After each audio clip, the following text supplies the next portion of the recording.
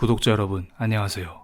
오늘은 항공주를 손절한 워런 버핏 대공황을 예견한 것일까? 그가 우리에게 말하고 싶은 것은? 이라는 제목으로 영상을 시작해 보겠습니다. 여러분, 주식 투자하신 분들이라면 워런 버핏 모르지 않겠죠?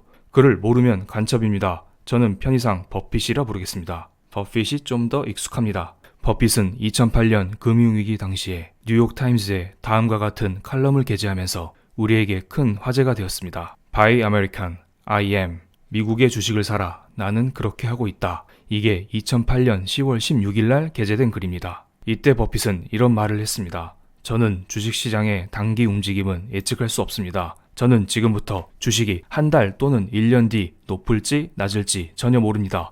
그러나 우리의 감정이나 시장이 회복되기 전에 시장은 크게 상승할 가능성이 높습니다. 너무 오래 기다리면 봄은 지나 있을 것입니다. 지금의 상황과 뭔가 조금 비슷하죠?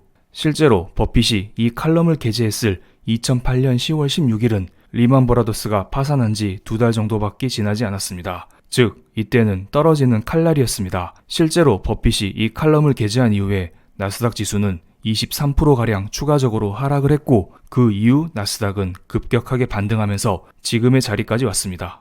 그때 당시에 23% 하락이면 커 보였을지 모르겠지만 지금 와서 보면은 매우 작은 빙산의 일각에 불과합니다. 아마도 10년 후에 여러분이 지금의 사태를 바라보면 이런 생각을 가지지 않을까요?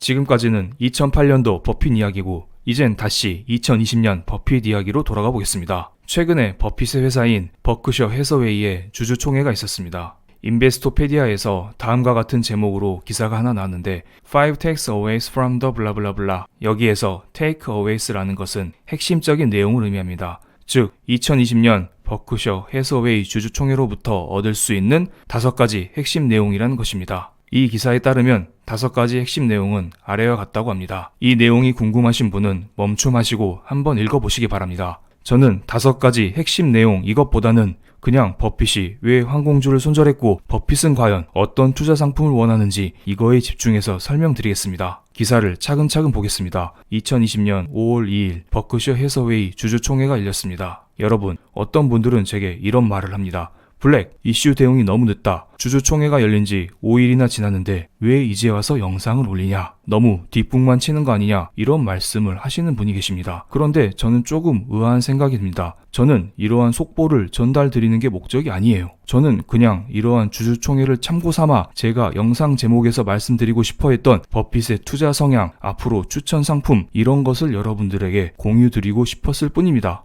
이것을 속보로 보고 중요하다, 여러분 주목해주세요, 이런 말씀을 드리는 게 아닙니다. 솔직히 속보도 아니에요. 그냥 주주총회를 했다, 이거입니다. 저는 그냥 이러한 기사를 인용해서 저의 생각을 전달드릴 뿐입니다. 어쨌든 다시 기사로 돌아가보겠습니다. 실제로 2019년 작년 미팅에는 4만 명이나 참가했다고 합니다. 자, 이것은 버크셔 해서웨이 주주총회 현장 사진입니다. 엄청나죠? 물론 이거는 2020년 사진은 아닙니다.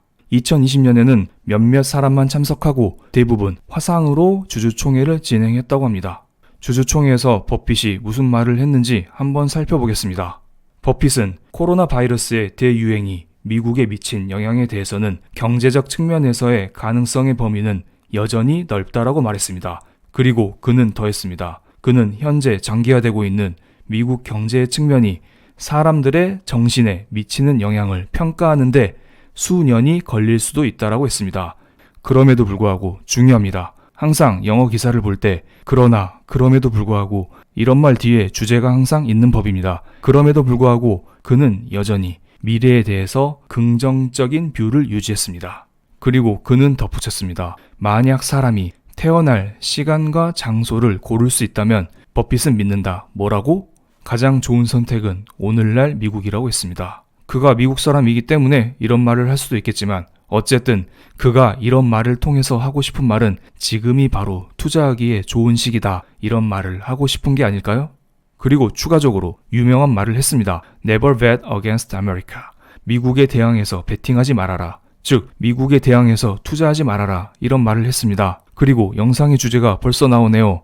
주주로부터 몇몇 질문에 대해서 버핏은 조언을 했습니다. 평균적인 투자자는 뭘 사라고 했습니다. 벌써 결론이 나오면 재미가 없죠. 그렇기 때문에 이 부분은 조금 뒤에 다시 설명을 드리겠습니다. 그리고 주주총회니까 앤 해서웨이, 버크셔 해서웨이의 실정 이야기도 나왔는데 이번 영상의 주제와 큰 관련이 없으니 이것은 패스하겠습니다. 버핏은 방금 미국에 대항하여 투자하지 말라고 했습니다. 이 말은 즉 미국에 투자하라는 말인데요.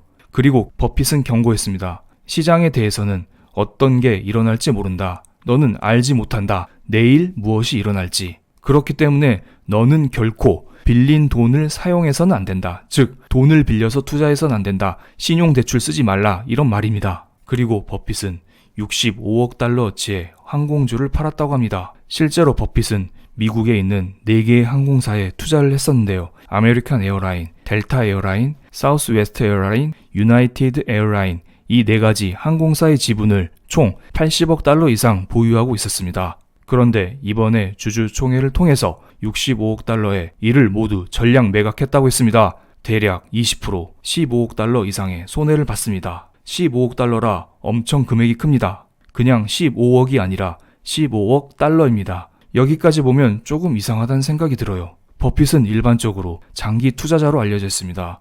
그런데 버핏이 항공주를 손절쳤다? 여기에서 버핏의 명언을 한마디 보고 가겠습니다. 버핏은 10년 이상 주식을 보유할 생각이 없으면 10분도 보유하지 말아라 했습니다. 제가 알기로 버핏은 항공주를 10년 이상 보유하지 않았습니다. 2016년도 말에 처음 항공주를 매수했고 실제로 올해 2월 달에 항공주를 추매했습니다. 즉 버핏은 2달도 안 돼서 항공주를 매도했다는 건데요. 이거 좀 이상합니다. 그리고 두 번째는 더 많은 거래를 할수록 실적은 저조할 것이다 라고 했습니다. 즉 단타 치지 말고 장기 투자하라는 건데요. 이거 어떻게 보면 버핏은 단타하다가 실패해서 손절한 건데요. 그의 투자 철학과 많이 어긋납니다. 하지만 그는 이런 말을 하기도 했습니다. 타고 있는 배가 항상 샌다는 것을 알게 되면 구멍을 막느니 차라리 배를 바꿔 타는 것이 생산적이다.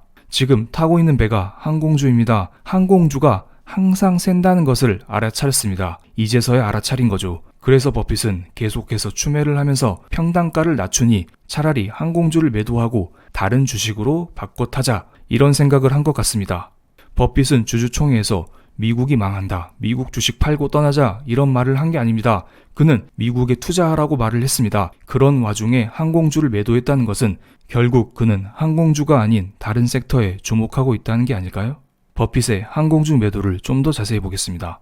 버핏은 항공주를 매도하면서 바이러스 확산 이전 수준으로 매출이 회복되는데 몇 년이 걸릴지 불투명하다라고 했습니다. 실제로 버핏은 1990년대 항공주 매입에 나섰다가 실패를 한 차례 경험한 적이 있습니다. 그리고 2016년 말 방금 말씀드린 4개의 항공사 지분을 각각 10% 매입하면서 본격적인 항공주 투자에 나섰습니다. 그중 대표적인 델타항공의 주봉 차트를 보겠습니다. 2016년 말 그는 1차 매수를 했습니다. 그리고 주가가 횡보 내지는 상승하는 동안 그가 추매를 얼마나 했는지 제가 이 부분은 딱히 조사하지 않았기 때문에 확실하게 알려드릴 수 없습니다.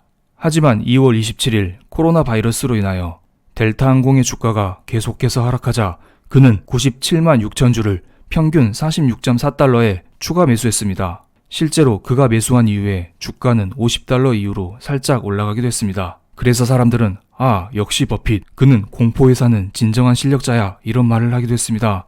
그런데 이게 웬 말입니까? 주가는 다시 20달러까지 급격하게 떨어졌고 결국에 버핏은 델타항공의 지분을 전량 매도했습니다. 버핏이 항공주 투자로 대략 15억 달러, 20억 달러 이 정도 손해를 봤습니다.